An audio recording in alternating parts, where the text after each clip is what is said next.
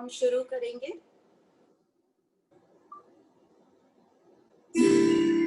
सर्वप्रथम हम परमात्मा को नमन करेंगे और उनकी कृपा से, उनके आशीर्वाद से आज का अभ्यास शुरू करेंगे। आज हम सब एकत्र हुए हैं श्रीमद् भगवद गीता का अध्ययन करने। जो श्रीमद् भगवद गीता है, ये महाभारत का एक हिस्सा है। भीष्म पर्व जो महाभारत में आता है, यह उसका हिस्सा है और ये पूरी महाभारत के एकदम बीचों बीच स्थित है। इसमें 701 श्लोक हैं और इसको श्रीमद् भगवद गीता क्यों कहा जाता है?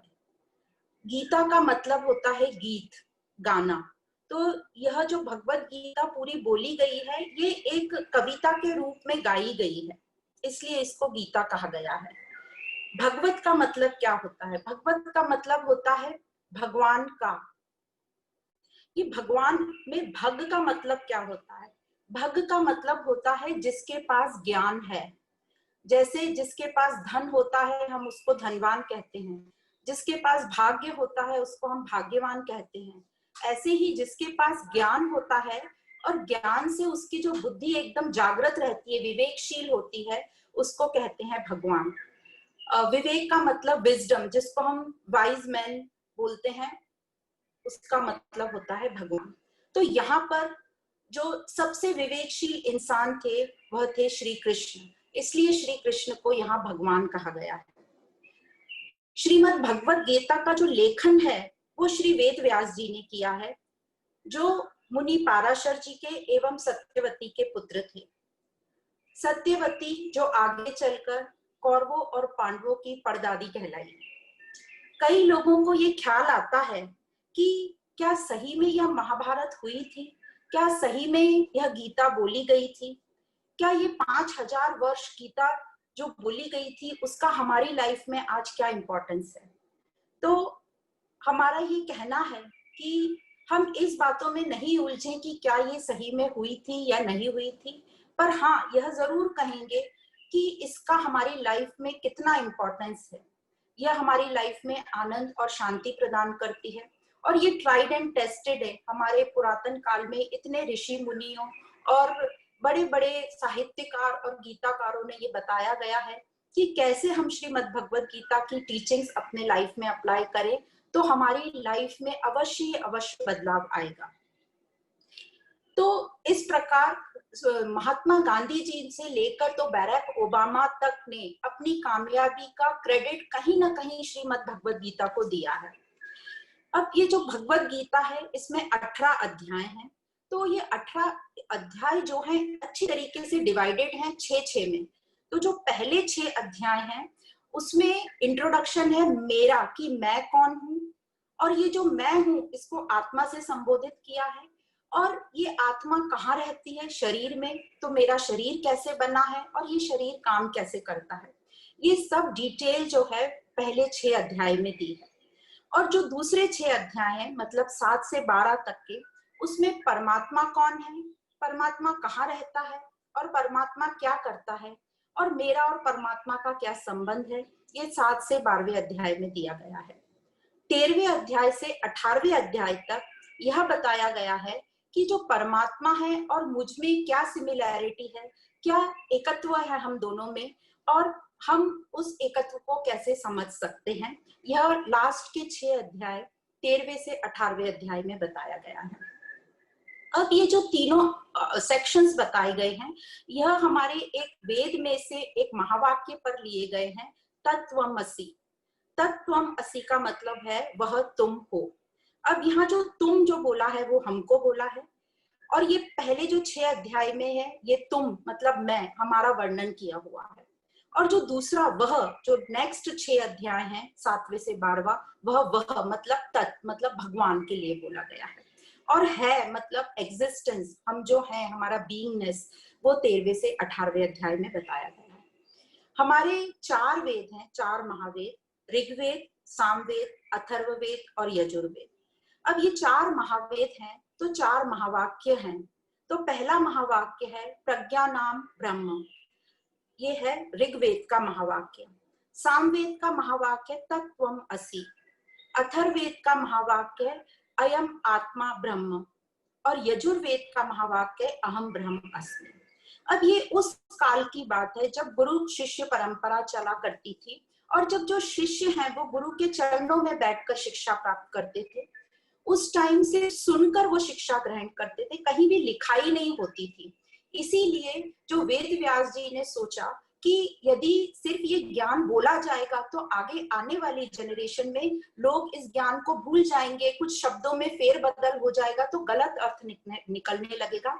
इसलिए इस ज्ञान को कहीं ना कहीं लिख लेना चाहिए।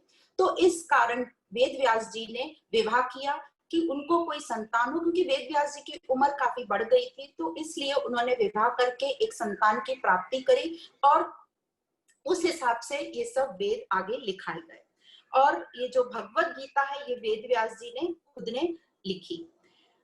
जो जो 4 महावाक्य हमने पढ़े वो गुरु शिष्य परंपरा से चलते हैं। जब शिष्य गुरु के चरणों में बैठकर शिक्षा प्राप्त करते थे, तो जो पहला वाक्य है ऋग्वेद का प्रज्ञा नाम ब्रह्म, हुआ कुछ ऐसा, हम ऐसा समझ सकते हैं जब गुरु शिष्य परंपरा चलती थी और शिष्य गुरु के पास पहुंचते थे शिक्षा लेने, तो जो हाईएस्ट ज्ञान, जो सबसे बेस्ट से बेस्ट है, वो गुरु शिष्य को दे देते थे, ताकि यदि एक ही वाक्य में उनको समझ में आ जाए तो इतना उनका टाइम वेस्ट नहीं होगा एक्सप्लेन करने में और शिष्य का भी समझने में। तो सबसे पहले जैसे ऋग्वेद में गुरु ने शिष्य को कहा, शिष्य आया पूछता हुआ, ये भगवान क्या है, ये ब्रह्म क्या है? तो गुरु ने कहा प्रज्ञा नाम ब्रह्म। तो ये जो प्रज्ञा नाम ब्रह्म का मतलब ज्ञान ही ब्रह्म है। तो शिष्य फिर ये सेंटेंस लेके काफी उसने अपनी खोज करी कि ये प्रज्ञा नाम ब्रह्म मतलब ज्ञान कैसे ब्रह्म है। और कुछ सालों बाद फिर से जो शिष्य है वो गुरु के पास पहुंचा और पूछता है कि ये प्रज्ञा नाम ब्रह्म तो ठीक है, पर वो कैसे, मुझे समझ में नहीं आ रहा। तब सामवेद में गुरु ने कहा तत्त्वम असि, वह तुम हो। तो ये जो सामवेद का ये जो वाक्य है ये श्वेत केतु और उनके गुरु जो उनके पिताजी थे उडालिक के बीच का है। जब श्वेत केतु ने अपने गुरु से पूछा कि ये भगवान, ये ब्रह्म क्या है, तब उनके पिताजी ने कहा तत्त्वम असि, वह तुम हो। तो अब ये वाक्य लेके फिर वह शिष्य और अपनी खोज करने लगा। कुछ सालों बाद फिर से उसको ठीक से नहीं समझा और वो फिर से आता है गुरु के पास और पूछता है, वह तो ठीक है चालू हो गए टाइम से, पर वह मैं कैसे हूँ, वह कौन है? तब आई आवाज। अथर्व वेद में गुरु ने फिर शिष्य को कहा,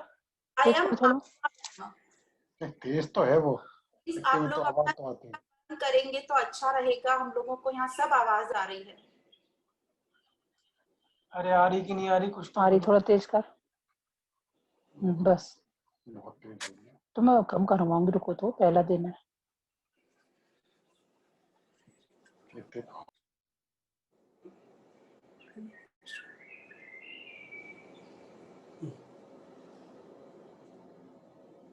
तो इस प्रकार अथर्व वेद में गुरु ने बताया कि अयम आत्मा ब्रह्म मतलब आत्मा ही ब्रह्म है।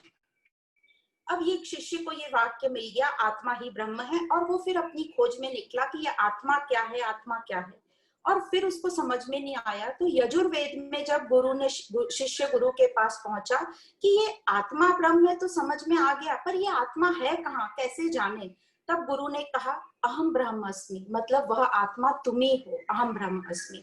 तो हमें भी इस यात्रा में यहाँ तक पहुंचना है, ये समझना है कि अहम ब्रह्म अस्मि, और ये जो अहम ब्रह्म अस्मि मतलब वो और मैं एक ही हूँ। तो हमें अपना अस्तित्व पता चलेगा कि मैं कितनी अच्छी क्वालिटी की बनी हुई हूँ और मुझे आगे जीवन में क्या करना चाहिए। तो इस प्रकार यह जो भगवत गीता है तत्त्वम असि के हिसाब से डिवाइडेड है।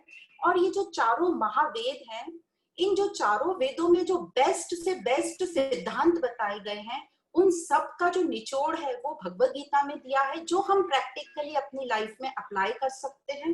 तो ये चारों वेदों का इतना सुंदर जो सब सिद्धांत है वो भगवत गीता में एकदम इजी करके हमारे लिए बताया गया है, ताकि वो हम अपने जीवन में अप्लाई कर सके। तो ये जो गीता है ये महाभारत का एक हिस्सा है। जब ये युद्ध चल रहा था और जब अर्जुन विचलित हो गया और कृष्ण को कहने लगा कि मुझे युद्ध नहीं करना है, और तब कृष्ण ने अर्जुन को ज्ञान देना शुरू किया। पर ये कंफ्यूजन का, अर्जुन को विचलित होने का कारण क्या था? तो ये कारण था कि अज्ञान इसका कारण है, इसलिए अर्जुन को कंफ्यूजन हो गया। अज्ञान मतलब इग्नोरेंस, जिसमें उसको समझ नहीं रहा कि सही क्या है, गलत क्या है, मेरा कर्तव्य क्या है। जब हमको सही गलत नहीं समझता या अज्ञान आ जाता है, उस समय हमारी जो बुद्धि और मन है बिल्कुल सोचना बंद कर देते हैं या गलत तरीके से सोचने लगते हैं और हम अपने आप को डिफेंड करने की कोशिश करते हैं।